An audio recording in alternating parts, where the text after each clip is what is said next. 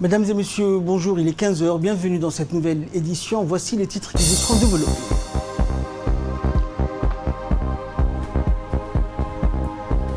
Atelier de lancement de l'extension de la microfinance islamique organisé dans la capitale par le ministère des Affaires sociales, l'UNFD et la DDS. Et dans l'actualité internationale, appel humanitaire record de 35 milliards de dollars pour 2021, un appel qui a été lancé par l'ONU. Bonjour à tous. Le ministère de la Femme et de la Famille, en collaboration avec le secrétariat d'État à la jeunesse et au sport et le ministère du Travail, a clôturé la Semaine nationale de l'enfant dans les CDC de la capitale et des régions de l'intérieur. La ministre de la Femme et de la Famille, accompagnée de la secrétaire générale du secrétariat d'État à la jeunesse et au sport, Khadija Ibrahim Idriss, a participé donc aux différentes kermesses des CDC des quartiers de PK12, Ouahledaba et Cheikh Moussa dans l'après-midi de la journée d'hier. Les enfants ont participé massivement aux différents concours et jeux qui ont été organisés à cette occasion.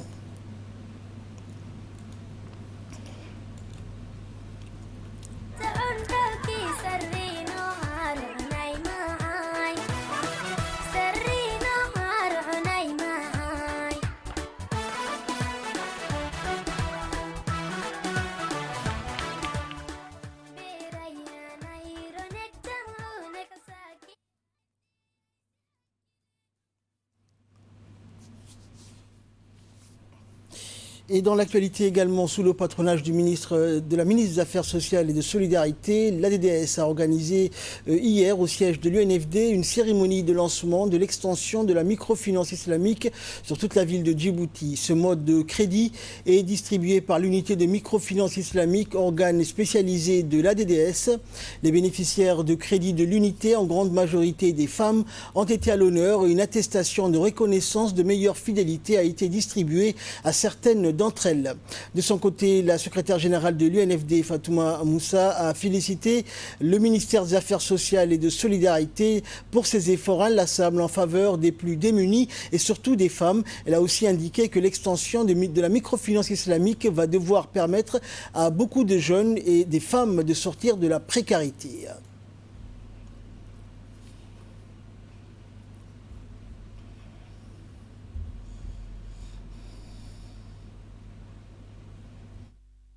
Son Excellence Madame Khadra Mahmoud Haït, l'autonomisation des femmes est une priorité des missions de notre organisation, de la formation professionnelle de jeunes filles déscolarisées à la promotion de l'entrepreneuriat féminin.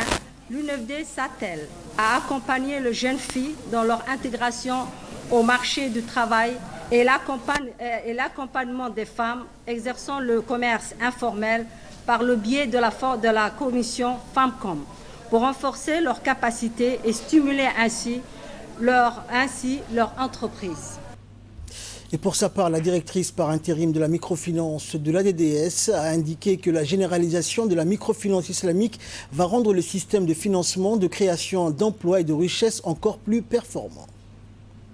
Djiboutienne de développement social que j'ai l'honneur de représenter et heureuse de participer à cet événement d'extension des financements de l'unité de microfinance islamique à la ville de Djibouti. Vu l'engouement créé pour ce type de financement conforme à la charia, nous avons déjà financé pour 300 millions de nos francs 2000 AGR et ce, en dépit de sa jeunesse. Le besoin de ce type de financement est aussi criant dans les régions et nous comptons l'élargir au travers des branches de cette future institution qui seront ouvertes dans les régions. La transformation de cette unité en institution financière et sa dotation d'un important capital demeure un préalable et nous sommes convaincus que le gouvernement va nous appuyer dans ce projet. Il est à rappeler que le gouvernement et les bailleurs de fonds ont fortement investi dans ces caisses dites CEPEC, Coopératives d'épargne et de crédit, et l'unité de microfinance islamique, et ont injecté plus d'1,2 milliard de nos francs. Cela répond à notre double mandat de lutte contre la pauvreté et le chômage des jeunes. La direction de microfinance de la DDS appuie les caisses en termes d'expertise et de développement de nouveaux produits. Nous sommes en train de recruter une firme sur la BAD pour appuyer le secteur à se professionnaliser. Les audits des caisses sont en cours et les mini-AG ont démarré en vue de renouveler les membres des organes dirigeants. Les financements des CPEC et de l'unité nous ont permis d'atteindre nos objectifs de lutte contre la pauvreté au travers des AGR, mais aussi de bancariser une clientèle exclue du circuit bancaire classique. Je tiens enfin à remercier les partenaires qui sont clés, la Banque mondiale, le HCR, pour les financements mobilisés pour les futurs jeunes entrepreneurs et qui transitent via les CPEC. Les CPEC complètent ce financement au travers des crédits qu'elle octroie ou compte octroyer à ces jeunes et ces femmes. Merci donc, une fois de plus, à notre gouvernement pour son soutien aux caisses et à l'unité de microfinance islamique. Et se prononçant lors de cette importante cérémonie, le secrétaire d'État à la décentralisation, Hamadou Mohamed Aramis, s'est dit réjoui de cette décentralisation des sources d'opportunités d'accroissement des richesses. La création d'emplois se décentralise, a-t-il martelé, et la création de pôles de développement local est en marche. Je suis vraiment honoré de participer à cette cérémonie qui procède à l'extension de la microfinance islamique dans la commune de Boulaos. Je remercie vivement ma collègue des Affaires sociales et de solidarité pour m'avoir convié à cette cérémonie dont l'importance n'est à démontrer. Je voudrais souligner d'emblée que le démarrage des activités dans la commune de Balbala, cette partie périphérique très peuplée de notre capitale, constituait une décision à la fois pertinente et stratégique. D'abord, parce que le besoin à couvrir et les priorités s'inscrivent véritablement dans la lutte contre la pauvreté et le chômage des masses. Ensuite, parce que ces actions ciblent judicieusement et prioritairement le plus nécessité de nos frères et sœurs, œuvrant inlassablement à la satisfaction des besoins de leurs ménages. Mon département adhère parfaitement à l'extension de la zone de couverture de la commune de Boulaos, abritant aussi les populations vulnérables qui ont toujours plaidé pour bénéficier de la microfinance islamique. Aussi, cette extension a tout notre soutien et notre accompagnement lui est acquis. Elle mérite d'être encouragée comme il se doit, car elle a bénéficié d'une planification judicieuse et d'une mise en œuvre soigneusement agencée, sans oublier une analyse bien menée de bénéficiaires prioritaires. Permettez-moi donc féliciter chaleureusement l'Agence djiboutienne pour le développement social. Son leadership dans le domaine de la microfinance constitue une source de satisfaction pour ceux et celles qu'elle sert avec dynamisme et compétence. Et clôturant la série des interventions, la ministre des Affaires sociales et de solidarité, Mouna Ousmane Aden, a signalé que ce type de financement a permis de créer 2251 activités génératrices de revenus, rien que dans la banlieue de Balbala et dans quelques quartiers de la ville de Djibouti. On l'écoute. Pour moi d'être parmi vous ce matin en cette cérémonie de lancement de l'extension de la microfinance islamique sur la ville de Djibouti par l'unité de microfinance islamique de la DDS. Sachant que l'unité de microfinance islamique à Djibouti revêt depuis sa création le caractère de structure pilote, ses résultats ne sont nullement négligeables et sont même encourageants pour poursuivre l'expérience et élargir tant au niveau des bénéficiaires qu'au niveau de son étendue territoriale. Une réflexion sur l'extension de la portée de cette unité à l'échelle nationale s'inscrirait normalement dans la volonté politique du chef de l'État de Djibouti de fournir aux catégories vulnérables des solutions variées pour rendre aisée leur inclusion socio-économique et leur accès au système bancaire formel. Le potentiel est ainsi grand pour la microfinance islamique de s'étendre géographiquement et de bénéficier à davantage de clients. Dans ce contexte, il apparaît opportun de sortir l'unité de microfinance islamique de l'ADDS de son caractère pilote et de multiplier ses services sur l'ensemble de la capitale dans un premier temps et sur l'ensemble du territoire national. Mon département est convaincu que ce faisant, nous contribuerons grandement à la réalisation des objectifs de la création de 5000 emplois préconisés par son Excellence M. Ismaïl Omar Guelleh, président de la République. Notre conviction est d'autant plus affirmée que nous œuvrons actuellement au développement du cadre de déploiement de l'économie sociale et solidaire qui, tout le monde en convient, offre des opportunités nombreuses pour la création d'AGR dont le financement proviendrait essentiellement de la microfinance. Les financements de ces activités génératrices de revenus pour les personnes vulnérables, les jeunes diplômés exclus du financement bancaire classique et le secteur informel qui demeure sans garantie trouveront sans aucun doute des solutions sans endettement dans la microfinance islamique. Comme vous pouvez le constater, notre politique de protection sociale est fondée, outre l'assistance et les garanties de base, sur une approche holistique, faisant la part belle à l'effort personnel et à la lutte contre la pauvreté par des activités productives. Toujours en nouvelles du pays, la Commission nationale des droits de l'homme, en partenariat avec le Fonds des Nations Unies pour la population, le FNUAP, a effectué hier une rencontre avec une centaine de lycéens des classes de première littérature et première OGRH du lycée Hodankat sur la lutte contre les violences basées sur le genre, y compris les mutilations génitales féminines et le droit de santé reproductive. La rencontre a été organisée dans la salle audiovisuelle du lycée. Le but de ces échanges entre les lycéens d'une part et la CNDH d'autre part et le FNUAP était de conscientiser les lycéens, filles et garçons, sur les problématiques et les dangers que causent les violences basées sur le genre, les mutilations génitales féminines et l'assimilation de droits de santé reproductive et prévenir enfin les violences en milieu scolaire. Après les séances de présentation, des discussions franches et instructives ont eu lieu. Aussi, un questionnaire anonyme sur la thématique a été distribué aux lycéens. Il est l'heure à présent de retrouver l'appel à la prière d'Al-Asr. Nous retrouverons la suite de notre journal juste après ça.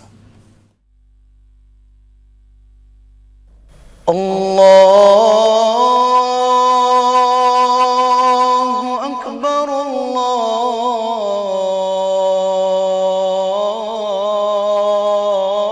الله أكبر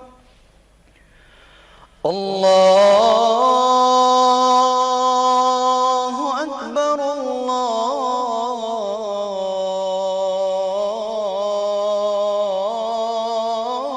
الله أكبر أشهد أن لا إله إلا الله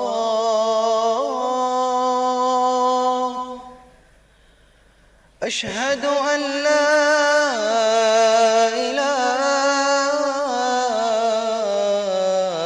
إله إلا الله أشهد أن محمد رسول الله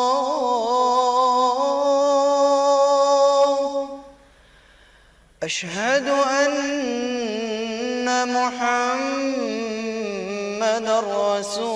رسول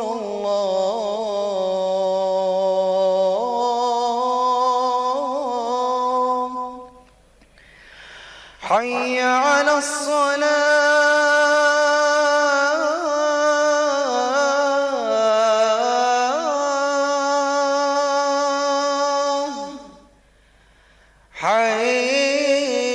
حي على الصلاة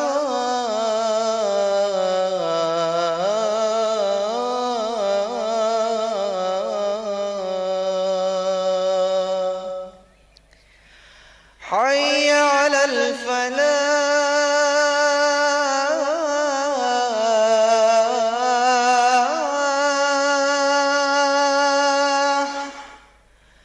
حي على الفلاح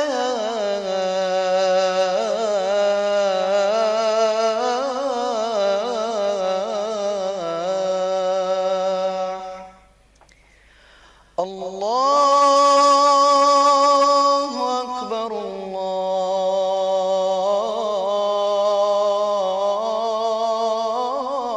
الله أكبر لا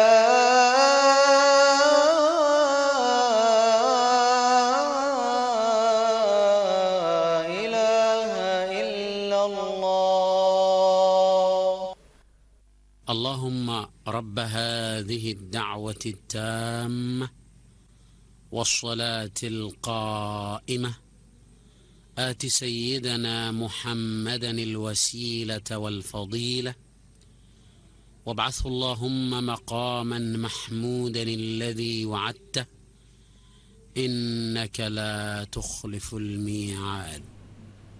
Voilà, donc c'était l'appel à la prière d'Al-Asr. Nous retrouvons la suite de notre journal. Le chef d'état-major général des armées, le général de corps d'armée, Zakaria Cheikh Ibrahim, s'est déplacé aujourd'hui à bord d'un hélicoptère au poste de Galafi dans la région de Dikil. Dans son déplacement, le général Zakaria était accompagné du directeur de la police nationale, le colonel Abdillahi Abdi Farah, et des officiers supérieurs de l'état-major général des armées. En premier lieu, le général Zakaria s'est déplacé au poste frontalier de Galafi pour s'enquérir de la situation sécuritaire de cette zone. Le SEMGA a pu constater de visu le travail de collaboration sans faille et exemplaire des militaires du détachement de la police nationale ainsi que de la douane. Ceci démontrait la parfaite symbiose des différentes entités collaborant en harmonie pour renforcer la sécurité de nos frontières. Cette visite d'inspection s'inscrit dans le cadre du renforcement de la sécurité au niveau des frontières de notre pays et avait pour but de s'enquérir de la situation sécuritaire de la zone sud. En effet, la sécurisation de la zone sud relève de l'autorité du régiment interarmé de Dikil, le RIAD, placé sous le commandement du colonel Idriss Omar Eliye. Une fois arrivé sur les lieux, le général Zakaria, accompagné de sa délégation, a pu s'entretenir avec les militaires, les policiers et les éléments de la douane, tous prépositionnés à Galafi et collaborants, et le SEMGA a pu leur prodiguer les consignes relatives à la sécurité et leur a suggéré d'accroître la vigilance. Par la suite, le général Zakaria s'est rendu à Dikil, où le colonel Idriss Omar Eliye, chef de corps du régiment interarmé de Dikil et chef de zone sud, l'a accueilli à la descente de l'hélicoptère et était présent donc le chef de détachement de la police nationale. Et après un bref exposé de la situation du secteur par le colonel, le général leur a prodigué également des conseils relatifs à la sécurité et leur a suggéré également d'accroître la vigilance. Par la suite, le général Zakaria Cheikh Ibrahim s'est envolé en direction de Mariama pour une visite inopinée et inspecter le bataillon IL 8. En effet, le camp Mariama, dans la localité de Wea, abrite le bataillon IL 8 dont le départ vers Jalalarsi est imminent. Cette visite d'inspection s'inscrit dans le cadre de la relève du bataillon IL 6 déployé depuis 2018 en Somalie, rappelant que Djibouti déploie 2000 soldats, hommes et femmes, qui opèrent sous la bannière de l'AMISOM dans le cadre du processus de rétablissement de la paix en Somalie. Ce bataillon IL 8 est placé sous le commandement du lieutenant-colonel Mohamed Omar Assoué et se trouve depuis plusieurs mois au camp Mariama afin de parfaire leur formation militaire d'opérationnalité spécifique avant tout déploiement. Ce camp est réparti en 4 sites où sont installés plus de 700 militaires, hommes et femmes, tous grades confondus. Et durant sa visite, le général a pu constater donc le travail des militaires en pleine formation. Ces formations d'une de 21 jours est destinée à former les spécialistes de déminage et d'explosifs afin de contrecarrer les actions néfastes de la milice Al-Shabaab. Cette formation, indispensable à tout militaire avant déploiement, est dirigée par des experts de l'UNMAS, service de l'action anti-mine des Nations Unies.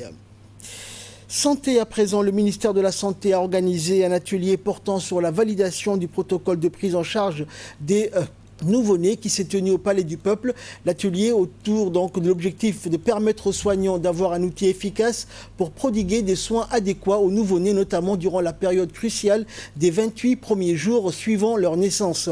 Avec le soutien des partenaires techniques tels que l'UNICEF, le HCR et le FNUAP, les experts nationaux spécialisés en néonatologie ont élaboré un protocole de prise en charge néonatale à travers le choix des algorithmes décisionnels efficients et de schémas thérapeutiques efficaces afin d'harmoniser et d'uniformiser les pratiques de soins aux nouveau-nés. La représentante de l'UNICEF à Djibouti, Melva Johnson, a souligné que l'amélioration de la prise en charge des nouveau-nés le plus précocement possible après l'accouchement permettra une réduction drastique des décès qui sont en majeure partie évitables.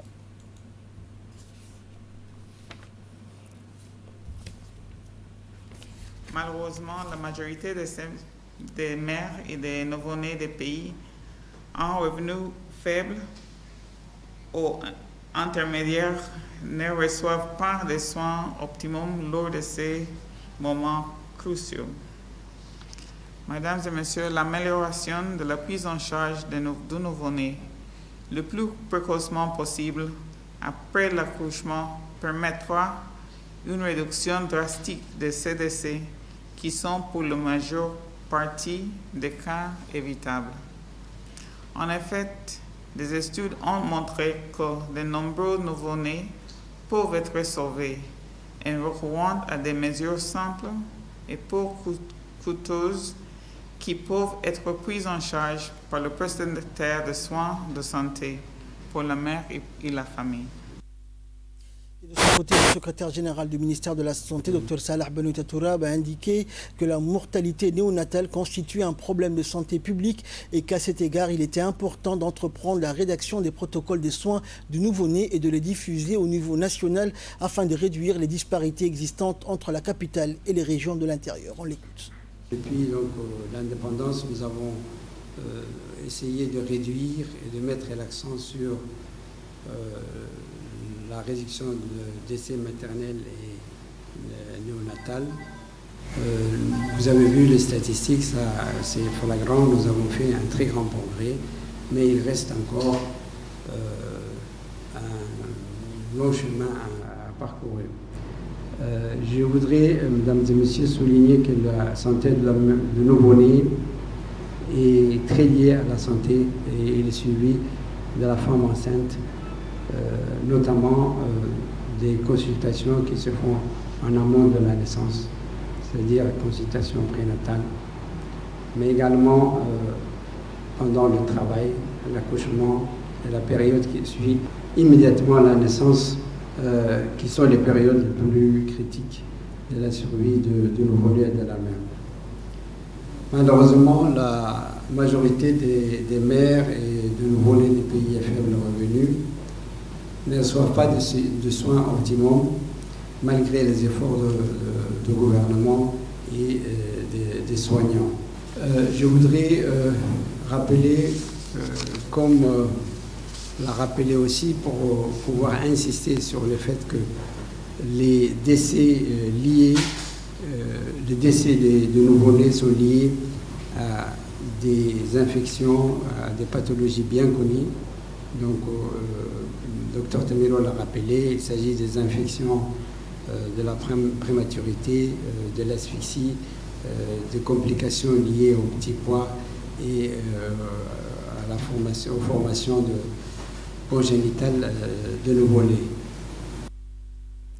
Et dans le cadre de la Semaine nationale du handicap, l'Agence nationale des personnes handicapées, la NPH, en collaboration avec CACBank, a lancé le projet d'accompagnement des jeunes handicapés pour l'obtention du permis de conduire. L'objectif de ce projet consiste donc à accompagner les jeunes personnes handicapées à obtenir leur permis de conduire pour pouvoir entreprendre par la suite des activités et être autonomes.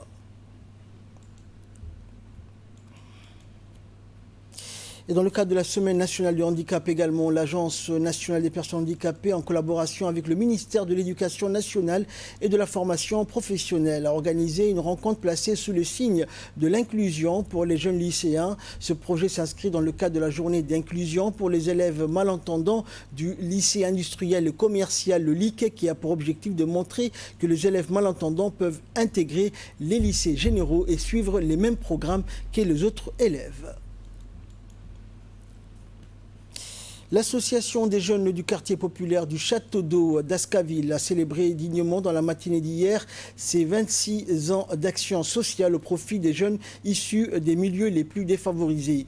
L'événement a eu lieu dans la grande salle de célébration des fêtes, donc à l'architecture moderne d'un restaurant populaire privé local. Pour rappel, la JCD est une association locale qui œuvre dans le domaine de l'entraide en faveur des familles les plus démunies. Ce groupe de jeunes à Sadjoug avait remporté le premier Grand Prix du chef de l'État de l'édition 2019, dont le thème a été la jeunesse au service de la nation dans l'accompagnement des personnes vulnérables. Notant que la JCD a été mise en place donc en novembre 1994 par des jeunes issus du même quartier populaire dans l'unique souci de soutenir leurs pairs provenant des familles défavorisées socialement.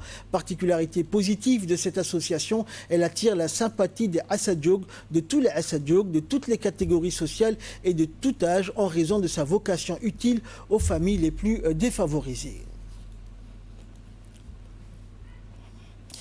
Et enfin, pour clore l'actualité nationale dans le cadre de la lutte contre la contrebande de tout genre, suite aux dernières 78 heures, une opération de contrôle et de patrouille a été menée par l'armée Riyad de Dikil en collaboration avec les éléments de la douane dans le secteur de Bandara et de Tawi'u, où a été saisie une quantité importante de cadres de contrebande. Cette opération menée sous le commandement du colonel Idriss Omar Elayé Dikil en collaboration avec les éléments de la brigade de douane de Dikil, avec à leur tête Moussa Omar, a été donc une réussite et ont été interceptés une quantité très importante de lots de cadres de contrebande composés de 28 colis de 70 kg, chaque colis soit 1960 kg, toujours en provenance de l'Éthiopie, à Dodom, et des coureurs dans les environs de Tawi'u et de Bandara, à 15 km du chef-lieu de la ville de Dikil. Et donc la marchandise de contrebande a été détruite par le feu comme il est de rigueur. Et de là, nous passons à l'actualité internationale concernant les présidentielles aux États-Unis. La victoire de Joe Biden, officiellement certifiée dans l'Arizona et le Wisconsin. Les États clés de l'Arizona et du Wisconsin ont officiellement certifié hier la victoire de Joe Biden à la présidentielle américaine, cimentant encore davantage le succès du démocrate face à Donald Trump, qui n'a toujours pas concédé sa défaite. Responsable des opérations électorales, le secrétaire d'État démocrate de l'Arizona, Kathy Hobbs, a salué une élection menée avec transparence, précision et équité, malgré les nombreuses allégations infondées qui prétendaient le contraire. Plus tard dans la journée, le gouverneur du Wisconsin, Tony Evers, a annoncé avoir lui aussi certifié les résultats du scrutin dans son État, qui a voté pour Joe Biden après avoir aidé à élire Donald Trump en 2016. L'Arizona a également certifié la victoire du candidat démocrate au Sénat, Mark Kelly, afin qu'il puisse prêter serment aussi vite qu'au possible, a souligné M. Ducey. La certification des résultats ne signe pas forcément la fin des recours devant les tribunaux, l'Arizona permettant par exemple de contester les résultats même après qu'ils ont été validés. L'équipe de campagne de Trump a en effet tenté sans succès jusqu'ici d'entraver par des recours judiciaires le processus de certification des résultats dans les États clés remporté par Joe Biden. Et enfin, les Nations Unies ont lancé aujourd'hui un appel humanitaire record de 35 milliards de dollars pour 2021, la pandémie ayant plongé des centaines de millions de personnes dans la pauvreté et des famines se profilant.